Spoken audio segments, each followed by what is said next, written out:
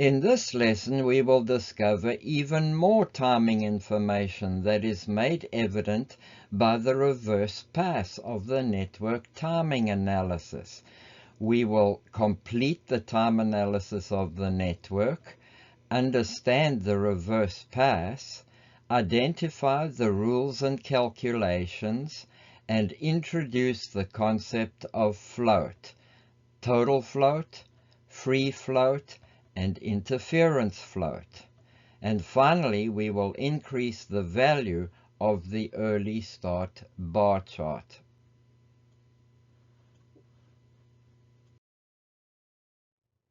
In the previous lesson, we covered the forward pass and found the early start and early finish for each activity. In this lesson, we're covering the reverse pass, in which we'll find the late finish and the late start for each activity. The late finish is the latest an activity can finish without extending the duration of the project. The late start is the latest an activity can start. To calculate the late start, it is equal to the late finish minus the duration.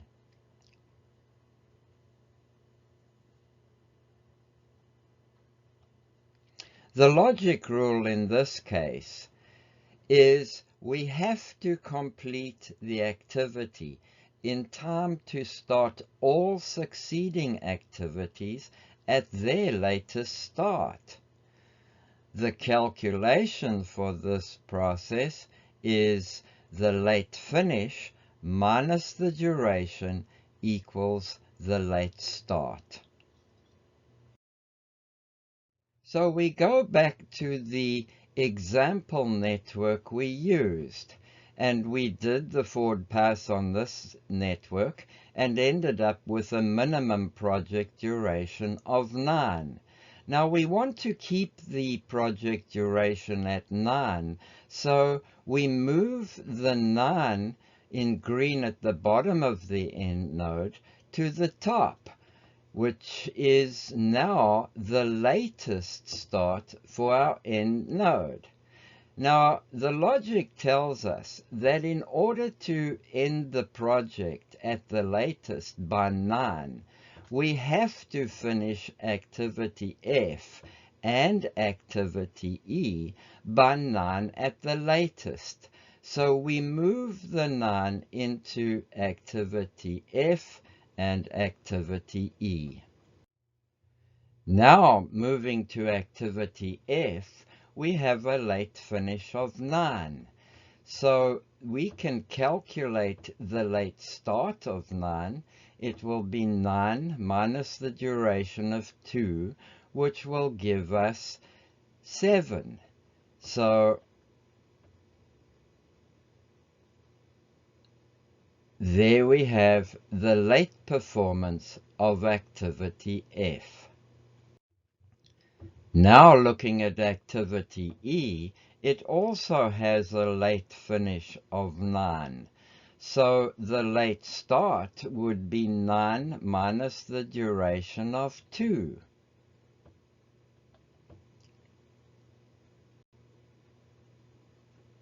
Which is 7, of course. Now at this stage we may ask ourselves, well, what about these other boxes here? And that is where we're going to enter the numbers for the concept of float, starting with total float.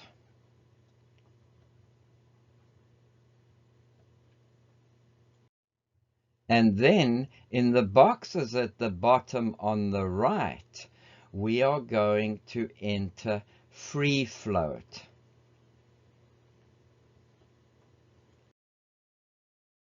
So let us go back to our network activity box. And in the bottom on the left, we enter the total float. And on the right, the free float. Now the total float is the amount of time an activity can be delayed without extending the project duration. And to calculate that, total float is equal to the late start minus the early start. And free float is the amount of time an activity can be delayed without delaying any succeeding activity. And to calculate that, it is equal to the early start of the next activity minus the early start of this activity. So going back to activity F on our network, we can calculate the total float for F, and it will be the late start of F minus the early start of F.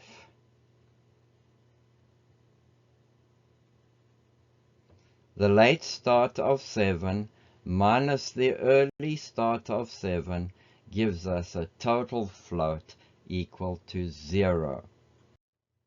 Now to calculate the free float for F, we have to look at the early start of the next activity, which is the end node, minus the early finish of F.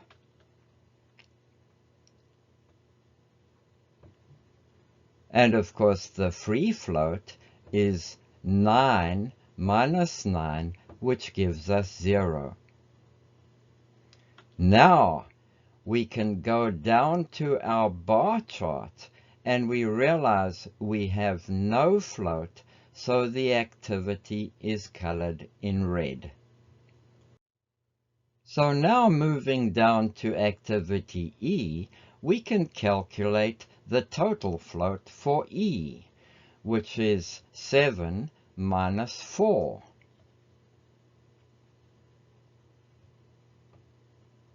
And there we have a total float for E equal to 3. Now we can calculate the free float for E. And to do that, we have to look at the early start of the next activity, which is the end, minus the early finish of E.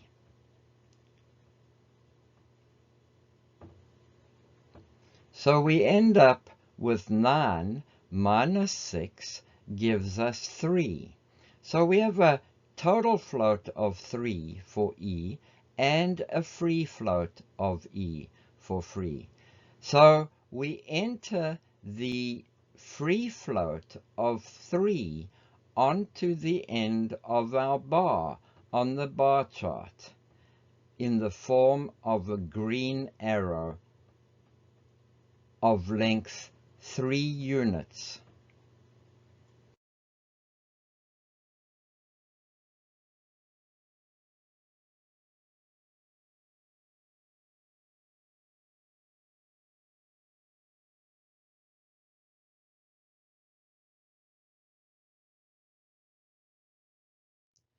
So looking at the latest start of activity F, we see that it has to be started by 7 at the very latest.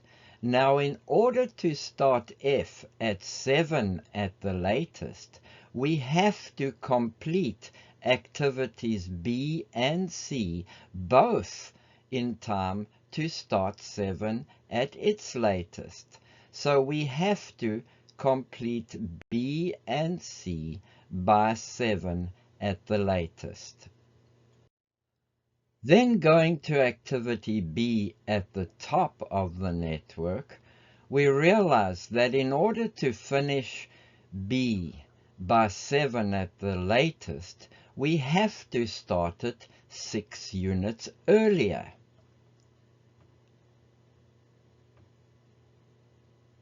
So our latest start for B is going to be 1. Now we can calculate our total float for B, and it will be the latest start for B minus the earliest start for B.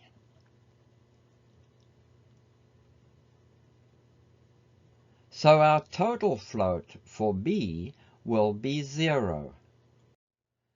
Now, in order to calculate the free float for B, we have to look at the next activity. So the free float will be the early start of 7 for F minus the early finish of 7 for B.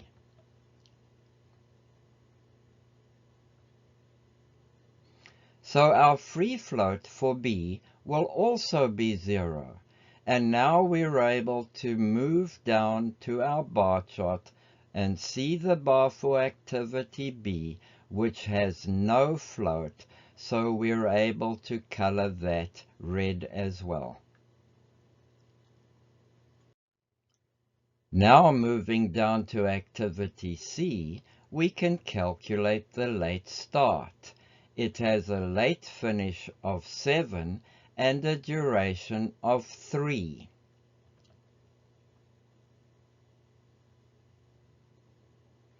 So the late start for activity C will be 7 minus 3, which is 4.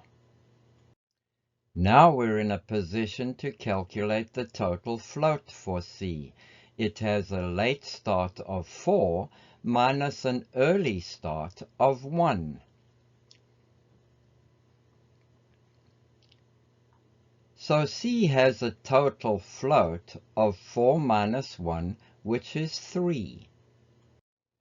Now we can look at the free float for activity C, and that is going to depend on the early start of the succeeding activities. So F has an early start of 7 and E has an early start of 4. So we have to take the smaller number of the two.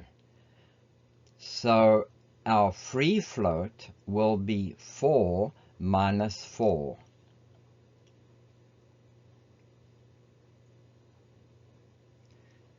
So C has a total float of 3 and no free float at all. So going down to our bar chart for C at the bottom, we can enter the total float of 3 onto the end of the bar for activity C. And we do that with a solid red arrow. Now we can move down to activity D. And to calculate the late finish of D, we have to look at the late start of the next activity, which is E. And we see that E can start at the latest at 7. So in order to start E at its latest, we have to complete D by 7 at the latest. Once we have a late finish for D, we can calculate the late start. And the late start will be the late finish minus the duration of 1.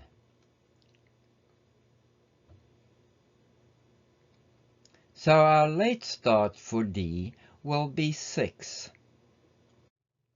Now we can calculate the total float for D. And D has a late start of 6 minus an early start of 1.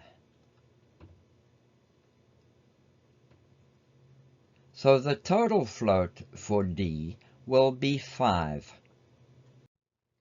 And now we're in a position to calculate the free float for D, and that will depend on the following activity, which has an early start of 4.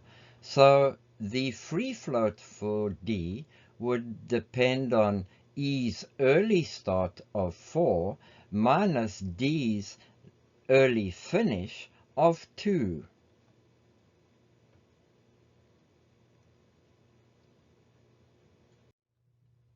So for D, we recognize that it has a total float of 5 and a free float of 2.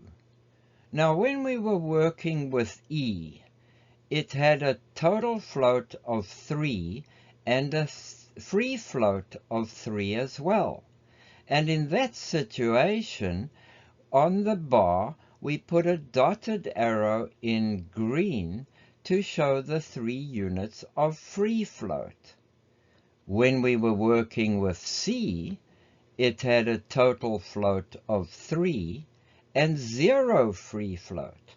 So in that situation, we put the arrow at the end of the bar in a solid red arrow to show that none of the float was free.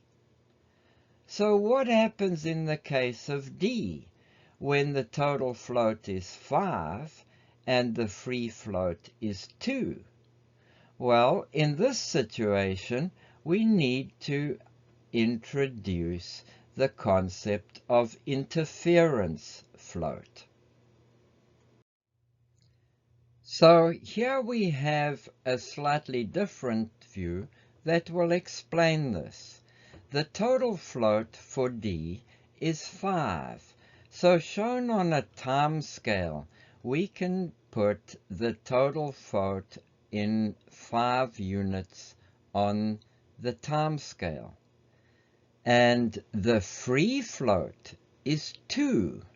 So we can add a similar notation for the free float. Now what we do in this situation is at the end of the bar for D, we place the dotted arrow showing the free float first. Having done that, we're left with the balance of the total float, and that is what is called interference float. Now on the bar, we will show the interference float as a solid red arrow of duration 5 minus 2, which is 3. So we end up with the green dotted arrow on the left being free float and the balance of the total float on the right being interference float. Total float is equal to free float plus interference float. Or put it another way, interference float is total float minus free float. Now this is a very valuable situation because activities that have free float can be delayed within that free float without affecting the project duration or in fact any other activity at all.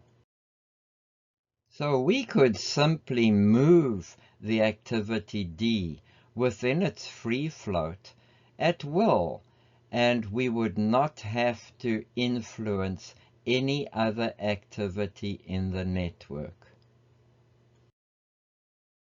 Now this is a very valuable situation because any delay in activity D is not going to affect activity E at all, or for that matter any other activity in the network. So if at any time we have a temporary shortage of people, we can always remove them from an activity that has free float, in which case we won't have to notify anybody at all, and it will not affect any other person or activity in the network.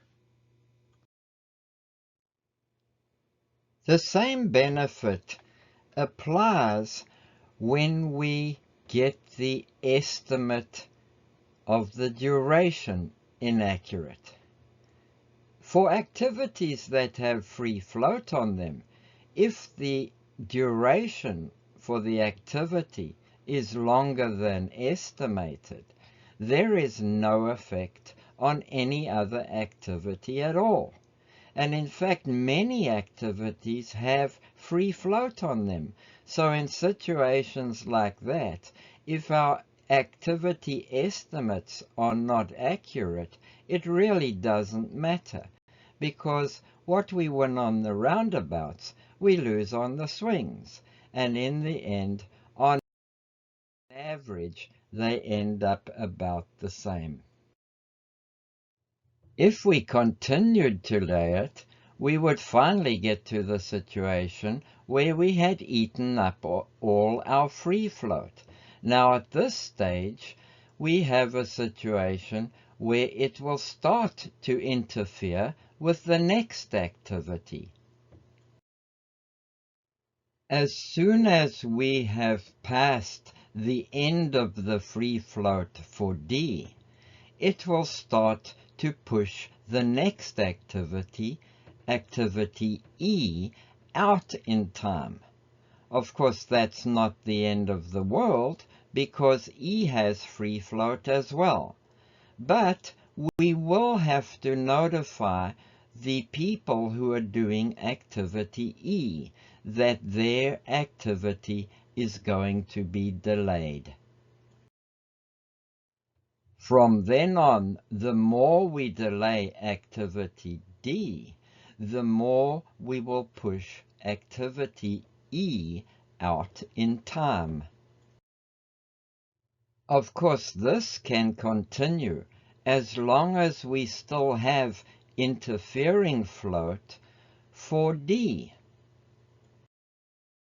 Once we enter the area where we've eaten up all the total float for D, we're going to start creating a problem for the project duration.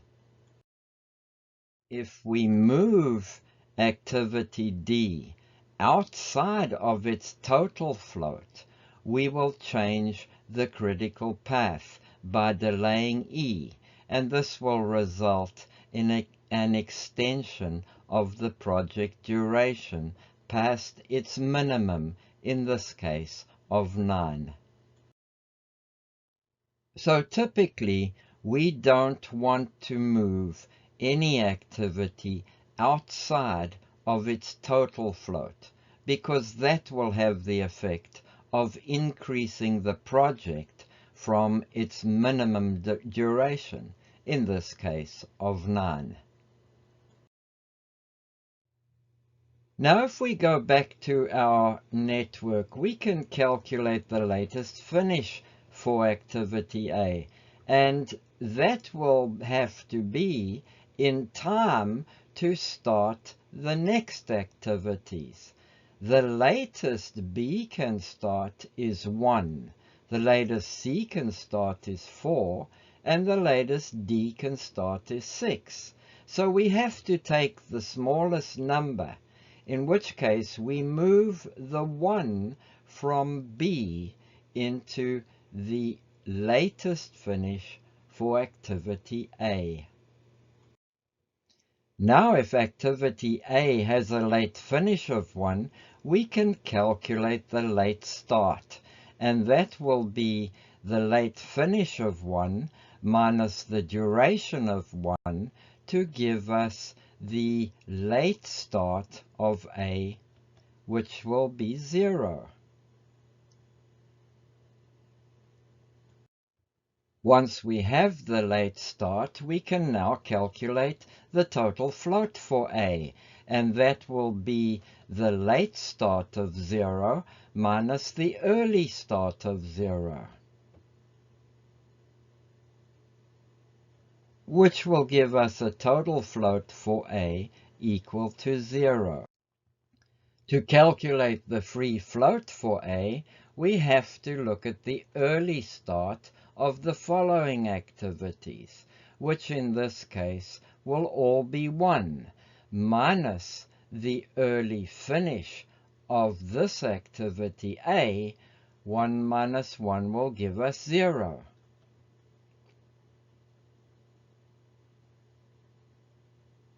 So our free float for A is also 0. This means we can move down to the bar chart now and color our activity A as red. Now finally we can calculate the latest start for our project, which will depend on the latest start of A, which is 0. So we are finally back to 0.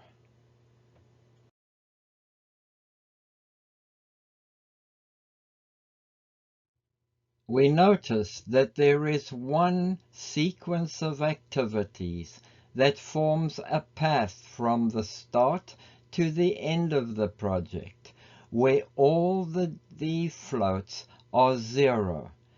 That path is the critical path, and it determines the minimum project duration.